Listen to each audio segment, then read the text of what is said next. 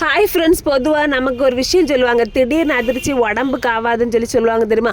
அதே மாதிரி தான் இன்றைக்கி நடந்துச்சு. கட்டியில் நாங்கள் பட்டு கன்னியாகுமரிக்கு போவோம்னு சொல்லிட்டு வீறு கொண்டு எழுந்து பெய்யாச்சு. என்ன தெரியுமா, மூத்த வந்து டூருக்கு போயிருக்கா, ரெண்டாவது ரிஷம் வந்து நான் 2-3 விளையாட்டுலாம் சேர்ந்து 3 மெடல் வாங்கிட்டு வந்தாளா. சரி, அவளையும் கொஞ்சம் என்கரேஜ் பண்ணுற மாதிரி இருக்கட்டும் இல்லை சந்தோஷமாக கன்னியாகுமரிக்கு கூப்பிட்டு போயாச்சு. அப்போ அங்கே சின்ன சின்ன வேலை இருந்தாலும் அதெல்லாம் முடிச்சுட்டு கன்னியாகுமரி கடற்கரைக்கு போகலான்னு சொல்லி பார்த்தா ஒரு கடையை காணலை.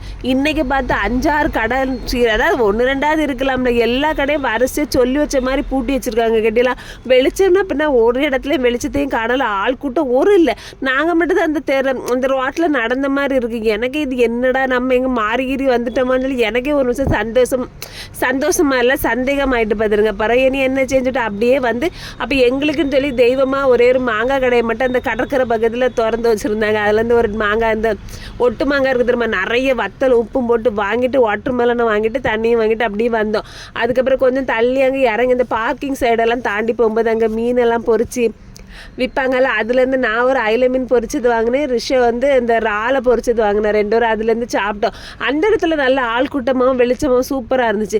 எனக்கு வந்து ஆச்சரியமாக இருந்துச்சு. ஏன் தெரியுமா, கன்னியாகுமரி இப்படி வெறிச்சோடி நான் பார்த்ததே கிடையாது. இத்தனை வருஷம் வரலாற்றில் நான் பார்த்ததே இல்லை. அப்போ இவங்க சொன்னாங்க, நீ அதிசயமாக கன்னியாகுமரிக்கு வந்திருக்கால, அதான் எல்லோரும் கடையை போட்டுட்டு போயிட்டாங்க பார்த்துக்க அப்படின்னு சொல்லி இதை பற்றி ஒரே கிண்டல் அடிப்பு. நான் இதுக்கெல்லாம் ஒன்றும் அஞ்சவும் இல்லை அசரவும் இல்லை பார்த்துருங்க.